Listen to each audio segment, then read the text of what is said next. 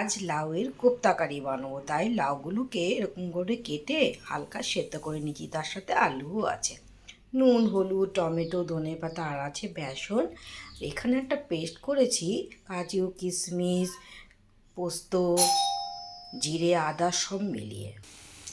কোপ্তাগুলোকে ভালো করে ভেজে নিলাম। কোপ্তাগুলো সব রেডি, দেখো এরকম পুরো স্ম্যাশ করলে হবে না, একটু যেন মুখে লাউটা লেগে থাকে। তেল কমিয়ে গোটা গরম মশলা আর জিরে ফোড়ন দিলাম, তারপরে টমেটোটা দিয়ে দিলাম। টমেটোটা ভাজা হয়ে গেছে, এবার পেস্টটা দিয়ে দিলাম, যেটা পোস্ত, কাজু, কিশমিশ সব দিয়ে জিরে আদা দিয়ে পেস্ট করেছি সেটা।